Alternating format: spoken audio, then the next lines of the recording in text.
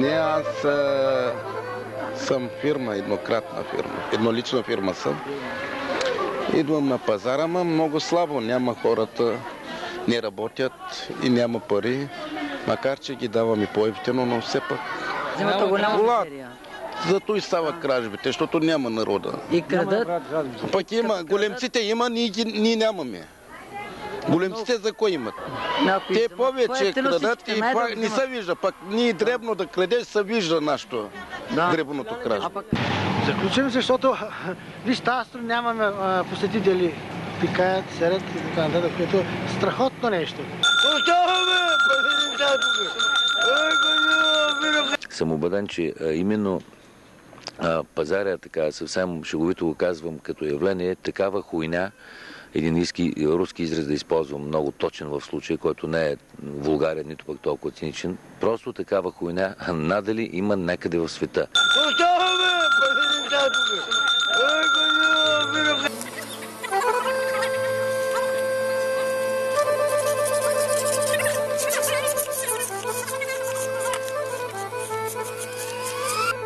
Отдолу гърците си измислиха изкуствено бузуки, инструмент. Така инструмент няма до преди 50 години.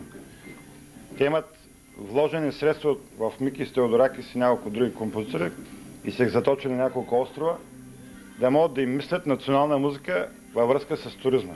Както е да е. А бузуките настъпа българска тумбора, обаче с мензура на 68 см на бенджо, на блуграс американското бенджо и с по-голям корпус. Какъв е този инструмент? Фишек?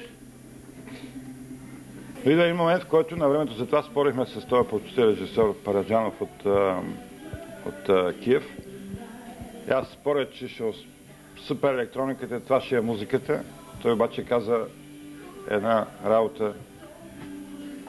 Винаги ще има нужда от чистия, живия, натуралния акустичен звук. Защото този тембър, който ще се появи там, никакви дигитални маймунджалъци не могат да го пресъздадат. Това е положението.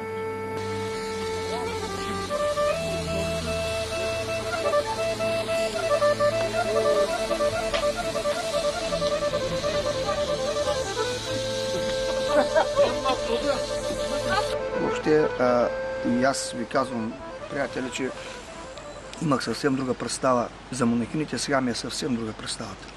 Съвсем друга.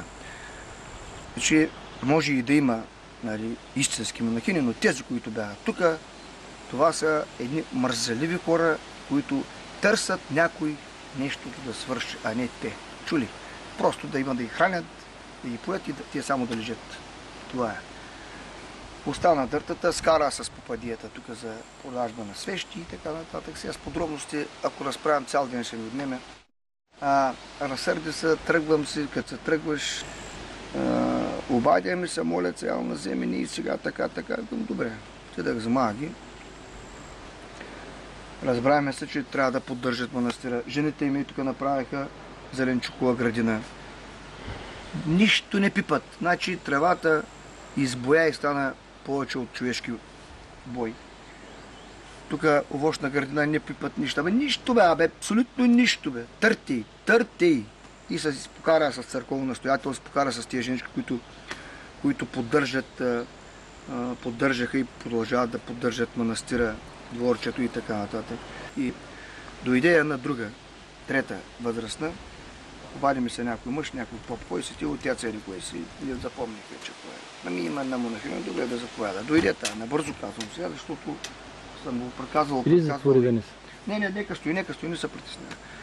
И ми омръзнало да проказвам.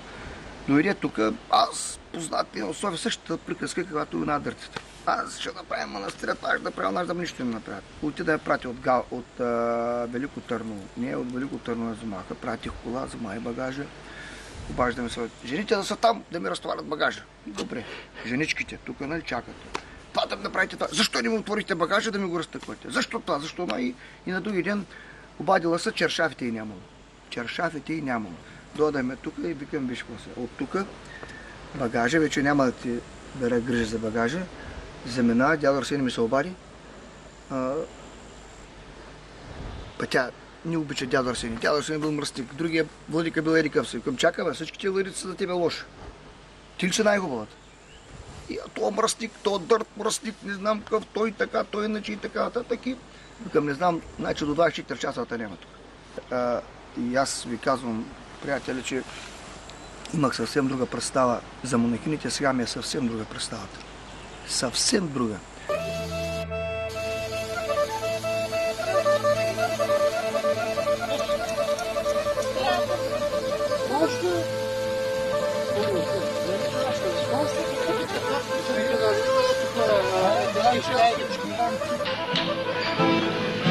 Под слънцето отново, нищо ново. Успехите ни пак са предстоящи и вече попривикнахме, че вместо слово се чува шум от мане на гащи. И някак трудно е да се предвиди при този ритъм и при този хъс кое е по-съществено? Къс път да види или пък пътят да погледа къс. При тази благородна надпревара между особи високо стоящи се преосмисли извода от приказката стара. Царът е в смокинг, майна. Царството без гащи.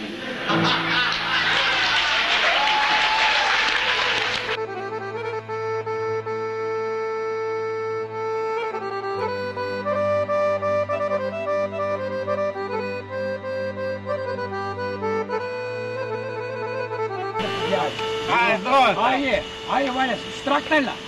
Айде, долу.